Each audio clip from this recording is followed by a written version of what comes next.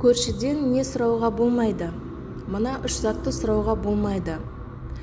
Көрші ақысы тәңір ақысы деген қазақта жақсы сөз бар.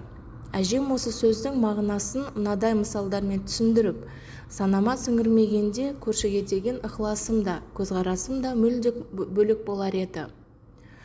Ақыл берер әңгімесі үшін әжеме алғыс білдіремін. Әжемнің әрбір ісі, әрбір сөзі бізге өнеге.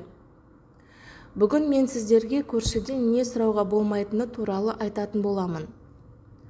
Бүгінде дәл осы түскі ас ішетін кезде көршіміз Зарипа апай сау етіп үйге кіріп келді. Бұл оның әдетіне айналып бара жатқандай. Оған үйдегілерде үйренген болу керек, келе ғой деп төрін ұсынады. Бірақ менің үлкен кісінің бұл ісіне кәдімгідей ашуым келетінін жасырмаймын. Тағы да жай отырмай енем сүйеді екен, тура астың үстіне келемін де тұрамын, деп өз айыбын жуып шаяды. Осы әдеті үшін сыйласып жүрген көршіме көңілім суи бастады.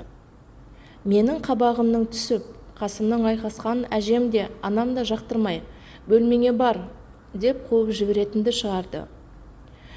Түскі ас ішіліп болған соң анам дастархан жинауға шақырды.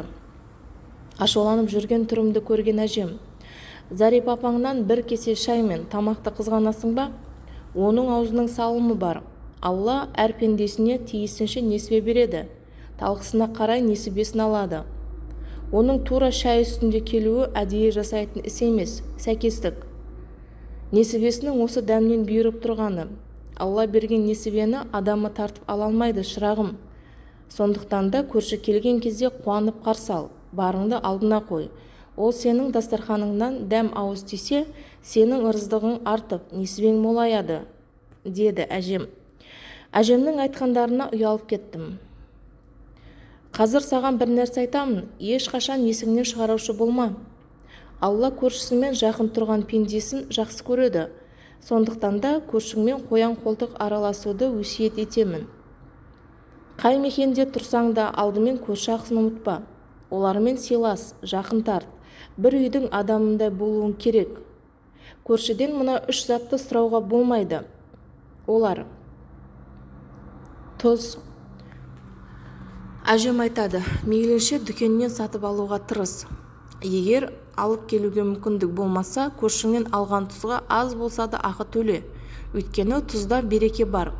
Сен оның тұзымен қоса берекесін де алып кетуі мүмкін. Сондықтан да өзің біреуден тұз алма, біреуге тұз берме. Ғаламтор бетінде Ибрахим пайғамбар келген қонақтың алдына нан мен тұз қояды екен. Бірде дастарханда тұрған тұзы төгіліп кетеді. Пайғамбар дереу төгілген тұзды тере бастайды. Қонаға: ештеме етпейді, несіне сонша әуре болдыңыз, дейді. Ұлы Алла жеті берекенің бірін тұзға жасырған, берекемді шашып алмайын деп теріп жатырмын, дейді. Қонақ пайғамбарға риза болып тұзды бірге терісіпті. Осыдан бастап ел арасында тұзды төкпе, шашпа деген тыйым шығыпты.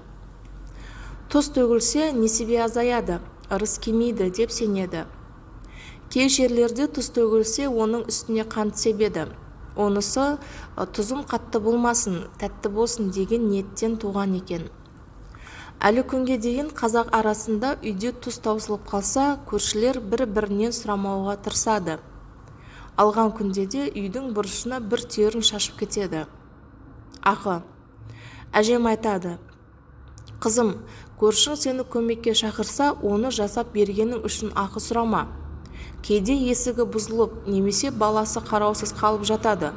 Осындайда бірінші көршіден көмек алады. Сол кезде уақытыңды алдым деп көрші ақша сұнады. Өзгеге де беретін едім ғой, алшы деп қиылатында кездеседі. Сол кезде сыпайы түрде бас тартуың керек. Өйткені күндердің күнінде сенің де күнің көршіге туы мүмкін. Сонда жарық жүзбен көршіңнің есігін қағаласың, дейді. Ғаламтор бетінде бізге жеткен аңыз бойынша Мұхаммед пайғамбар саллаллаху алейхи уассалам бір бейбақтың екінші бір кісіге жабысып, соңынан қалмай жүргенін көреді. Ана кісі қайда барса да, мына кісі хақымды бер деп қасынан кетпейді. Пайғамбарымыз қастарына жақындап әлгі адамнан: ей, бұл кісіден нең бар, не істеді саған, деп сұрайды. Бұл кісіде менің алынбаған ақым бар, дейді әлгі кісі. Бұл менің көршім еді.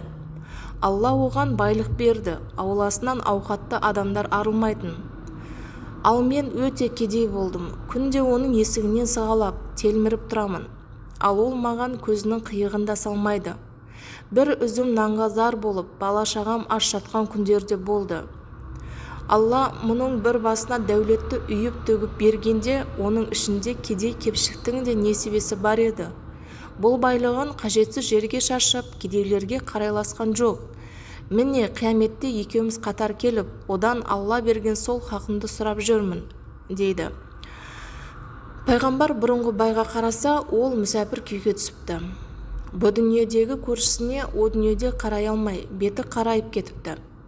Пайғамбардың алдында жер шұқиды.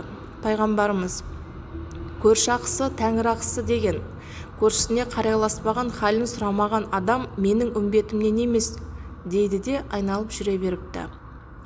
Әжем айтады: кейде тұқымы жақсы иттің күшігін асырап алғысы келетіндер болады. Бұл кезде де көршіңмен татуластығыңа сыза түсіргің келмесе, күшік беруге асықпа. Білетін көршің болса, күшікті сатып алу ырымын жасайды. Ал білмейтіндерге жатығымен түсіндіруге тырыс. Онда тұрған не бар деп елемеуі мүмкін.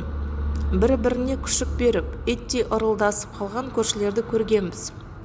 Атадан келе жатқан кез келген тыйымның астарында терең мән жатады. Ешқайсысы ойдан қырдан шығармайды. Сондықтан да салмақты сөздерді саналарыңа тоқып алыңдар. Ғаламтор бетінде. Ертеде бидайдың дәні сабағының түбінен бастап ұшар басына дейін салған екен. Молшылық жылдары ел-жұрт астықты аяқ асты етіпті. Бір әйел дәрет сындырған баласының құйрығын бидайдың масағымен сүртеді. Оның надандық әрекетіне қаһарланған Алла елге жұт жібереді. Бидайдың масағы кетіп, сабаны қалды. Астың кепиеті атып, адамдар ашаршылыққа ұшырайды. Сол кезде ит ұлып: «Я Алла, менің несібемді қалдыр», деді. Әділетті Алла итке жан ашып: «Болсын», деді де бидайдың басына кішкене масақ бітірді. Халық иттің несібесін бөліп жеп, жұттан аман қалды. Ит содан бастап жеті қазынаға кірді. Осы жұттан соң бидай дәні сабақтың ұшар басына ғана бітетін болыпты. Иттің ырыздығы деген сөз осыдан қалыпты. Сайып келгенде мұның бәрі ырым мен тыйым десек те, қазақ ұрпағын тыйым арқылы тәрбиелегенін тарихтан білеміз. Ата сөзінен атап өту бізге ауырсын. Сондықтан да ата әжелеріміздің айтқан өсиеттеріне құлақ түріп, амал жасайық, ағайын.